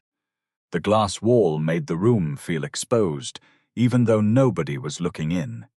Seyi sat at one end of the table, Ujunwa at the other. Between them lay the documents that had kept his company alive. He stared at them. How much did you risk? He asked. She told him. Seyi's eyes closed. It was large enough to matter, not large enough to make her mythical. Exactly the kind of money that represented years. Years of salary, consulting weekends, sonus not spent, investments left alone. Choices. He opened his eyes. You put that into ClearRoute? Yes. What if it failed? I would have lost money. You say it like that. How should I say it? That was years of your work. Yes. Why? Because I believed the company had a real business. Because the problem was cash timing, not a dead model. Because the terms could be structured. And because I loved you. He looked down. Loved? Ujunwa did not rescue him from the tense, I still love you. He looked up quickly, but love is not the question in front of us. What is? Whether I can live with who you become when you feel important. Seyi flinched as if she had touched a bruise. He rubbed his face. I don't know what happened to me. I do. He looked at her. You became terrified somebody would discover you once struggled. So you started punishing anything that reminded you. My own wife, my mother. He nodded. Your staff sometimes. He looked at her. Amina? You tell me? He looked away. Yes. Ujunwa stood slowly. Seyi rose too. Are you coming home? No. His face fell. After all this? Especially after all this. I said yes to the plan. This is exactly what I meant. What? You want one correct decision to purchase the whole relationship back. That is not fair. No. It is not comfortable. He swallowed. What do you want me to do? Stop asking me for instructions like I am your rehabilitation consultant. He almost smiled. She did not, so he stopped. Ujunwa picked up her handbag. At the door, Seyi said, I am sorry. She turned. This time he did not add for hurting you. He said, I made your background something to rise above instead of something to respect. And when I felt insecure, I used you to make myself feel higher. Ujunwa looked at him. He continued, I did it because I was ashamed of myself, not because there was anything wrong with you. That was closer, not enough. Closer. She nodded once. Then she left. Seyi remained inside the conference room. On the table was the document proving his wife had financed his company. For several minutes, he did not touch it. The most painful thing in the room was not that she had more money than he knew. It was that she had believed in him before the rooms he now wanted to impress even knew his name.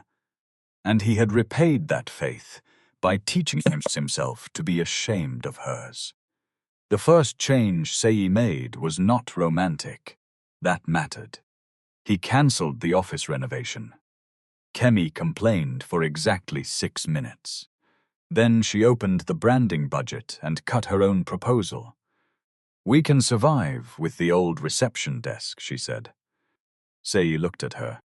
You sound pained. I am grieving privately. He laughed. It was the first easy laugh he had managed in days. The executive vehicle replacement disappeared too. That one hurt more than Seyi wanted to admit. Not because he needed the vehicle, because he had attached meaning to it. Arrival, proof. A message to people who had never asked for one. He kept the existing SUV. The world continued turning.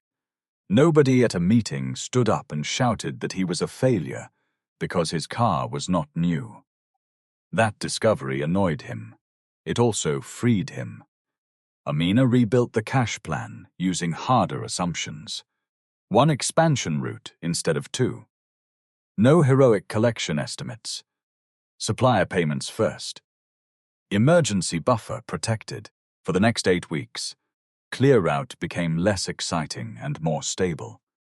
Seyi hated the first part. Then he learned to appreciate the second. He called 3 suppliers personally. The first conversation went badly. Mr. Oladele did not care about Seyi's intentions. You promised me 2 dates, the older man said. I know, and missed both. I know. You people like saying partnership when you need goods. When payment time reaches, partnership will suddenly travel. Seyi winced. You are right. Silence. Mr. Oladeli had clearly prepared for an argument. Seyi had spoiled it. "I'm sending a revised schedule," he continued. "Amina will send it today. I am not asking you to trust my mouth. Judge the payments." Another silence. "Fine," the supplier said. Not forgiveness. Fine. Seyi was beginning to respect that word. At home, the work was slower. Ujunwa still stayed with Esther. Seyi visited, not every day, every few days. Sometimes he brought food. Once he brought flowers and immediately regretted it when Esther looked at them and asked, "Can we eat this?" Ujunwa laughed until she had to hold her side. Seyi laughed too. The flowers stayed on the counter anyway. Another evening, he arrived while Esther was struggling with a box of fabric near the shop entrance. He reached for it. "I'll carry." Esther did not let go. "I have carried heavier things than you." "I know, do you?" He met her eyes. "Yes." Something passed across her face. She released the box. Seyi carried it inside. He placed it where she pointed. Then he stood awkwardly beside the cutting table. "Mummy, I owe you an apology." Esther kept arranging fabric. For what? He knew better now than to say for hurting Ujunwa, for treating the things you made as if their value depended on whether they looked expensive. Esther's hands stopped. Seyi continued.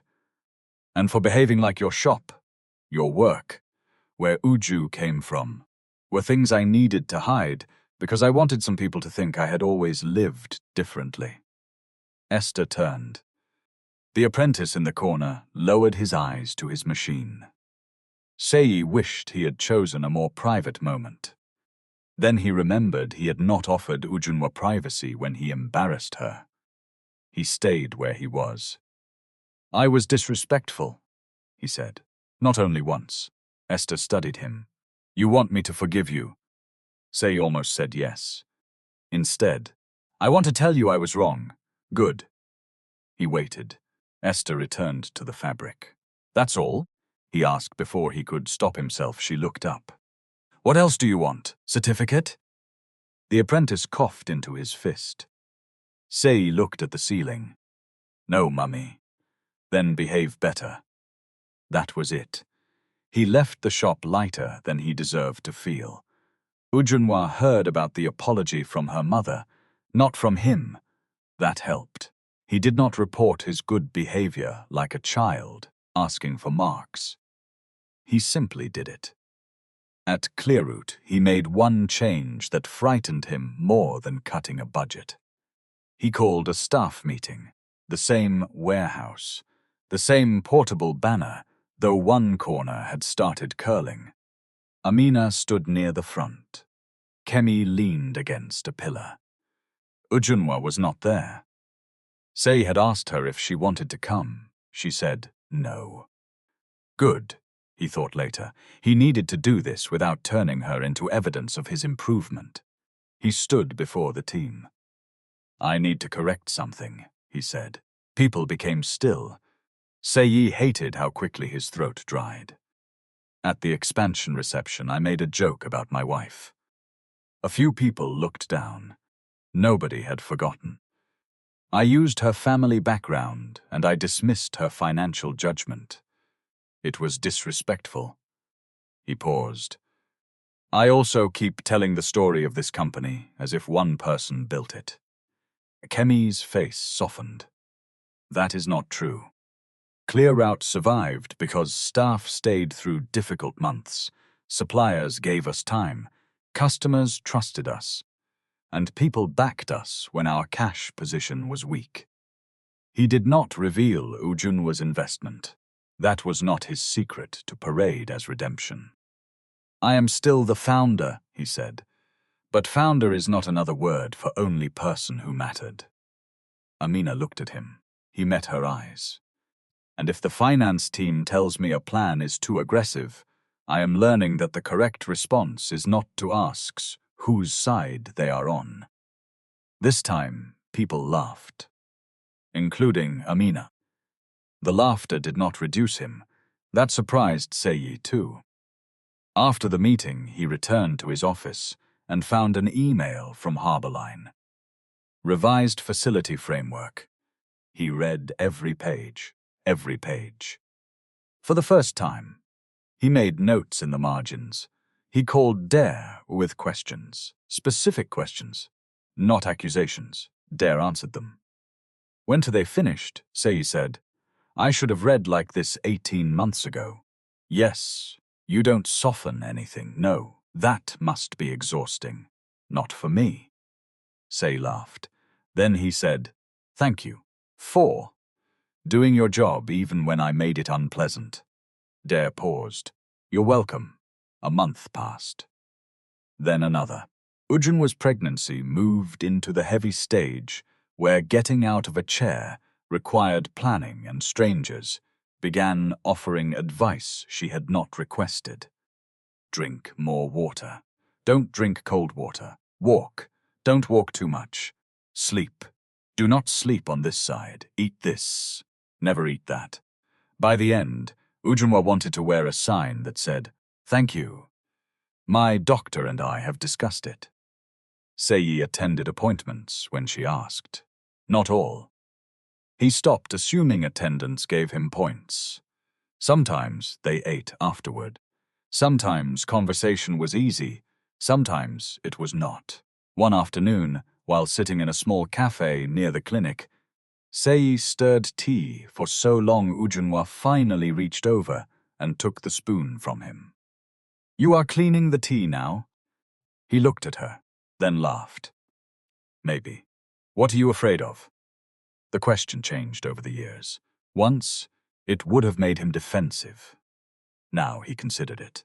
That you will never come home. Ujunwa placed the spoon beside his cup. "I might not." He nodded. His face tightened, but he did not argue. "I know." She studied him. "You really know?" "I'm learning." "What does that mean?" "It means I cannot behave well for 6 weeks and send you invoice." Ujunwa's mouth twitched. "That sounds like something Dare taught you. No Pain taught me that one." She smiled, despite herself. He looked down at the table. "I want you back," he said. "But I don't want you back because I pressured you with the baby, or because I agreed to some financing conditions." Ujunwa waited. "I want to become safe for you again." That word reached her. Safe, not impressive, not successful, not deserving, safe. She looked through the cafe window. Outside, a man was trying to hold an umbrella over himself and 2 children at once. Nobody was dry. "I don't know yet," she said. Seyi nodded. "Okay." There it was again. "Okay." This time she liked the sound. ClearRoute's numbers improved slowly, not magically. One customer still paid late. A van still broke down at the worst possible time. Fuel costs did not become polite because Seyi had learned humility. Business remained business. But the company had more room. The oldest supplier balances reduced. Cash reporting became more honest. The first new route launched on a limited basis and performed well enough to continue. Seyi discovered that disciplined growth did not feel as exciting as aggressive expansion. It felt better at night. Kemi changed too, though she complained about being dragged into everybody's moral education. One Sunday, she visited Ujunwa with a bag of fruit. They sat upstairs at Esther's place while the older woman slept. Kemi wore a plum blouse and no makeup except lipstick. She looked younger without armor. "I owe you an apology," she said. Ujunwa leaned back. "You and your brother are running promotion this month." Kemi smiled. "Apparently. Go on." Kemi looked at her hands. "I turned you into a branding problem." Ujunwa said nothing.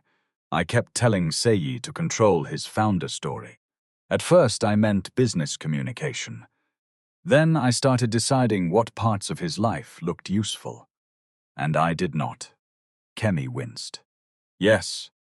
You also knew he was becoming ashamed of us.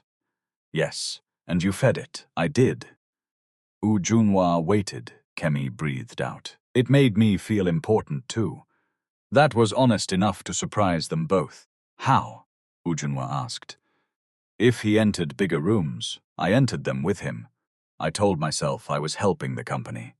Sometimes I was. Sometimes I just liked being close to the new version of us, our family. Ujunwa looked at her. Kemi shook her head. I know how that sounds. It sounds like you thought poverty was hereditary shame. Kemi looked away. Yes, they sat. With that, then Ujunwa picked up an orange from the fruit bag. This one is dry. You have not opened it. I know your fruit selection. Kemi laughed. The apology did not make them sisters overnight, but it reopened a door. That was enough. The baby arrived on a rainy Tuesday morning 3 weeks later. There was no business meeting that day, no revelation, no punishment, only pain, fear, waiting, instructions, sweating prayers.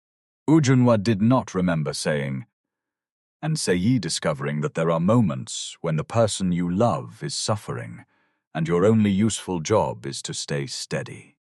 He stayed. He did not make speeches. When she squeezed his hand hard enough to hurt, he let her. When she told him to stop saying, "You're doing well," he stopped. When she wanted water, he got water. When she wanted silence, he gave silence. Their daughter was born healthy, small, loud. Furious at light, Seyi cried again. This time he did not call himself a big man.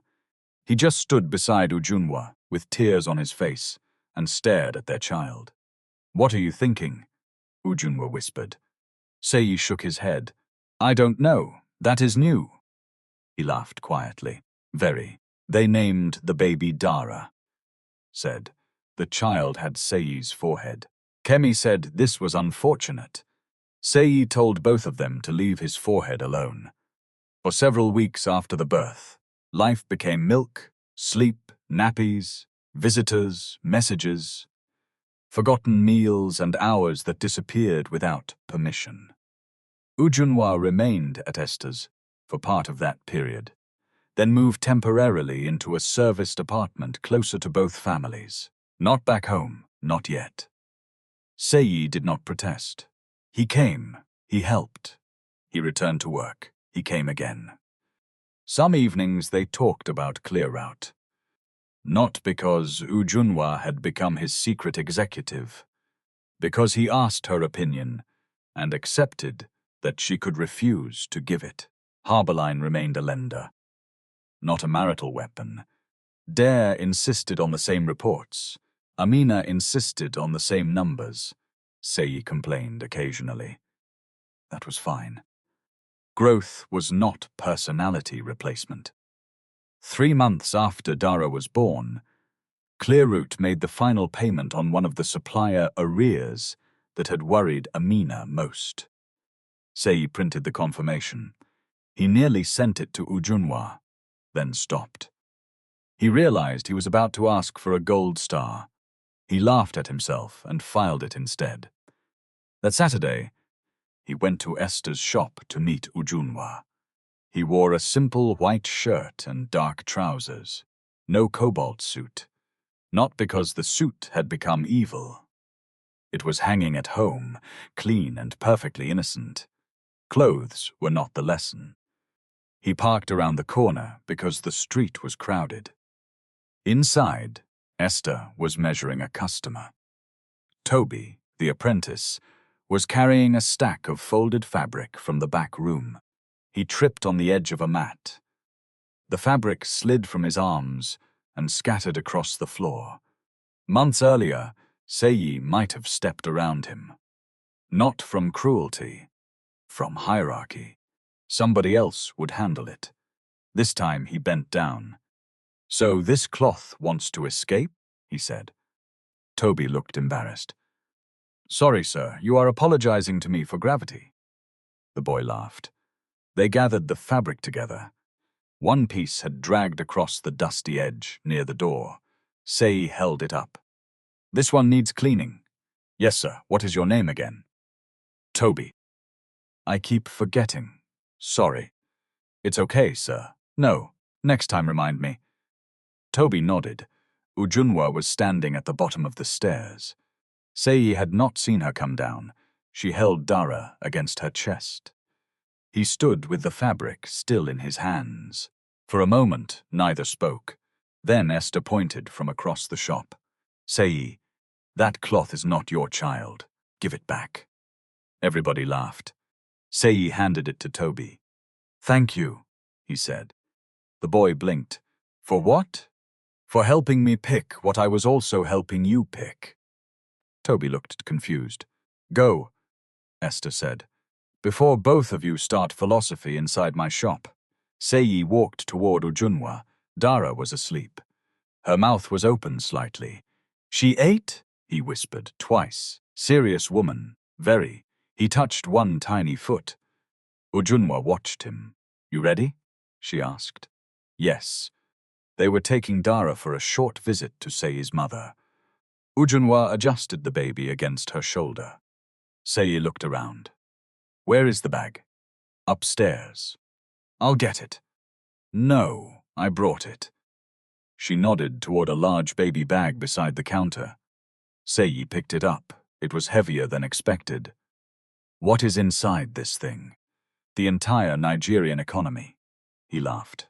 "Why?" "Because babies disrespect planning." Esther shouted from across the shop. Ujunwa shook her head. They stepped outside. The afternoon was bright after morning rain. Water still sat in broken patches along the roadside. Cars passed slowly. A hawker balanced plantain chips on her head. Somewhere nearby, somebody was playing music too loudly.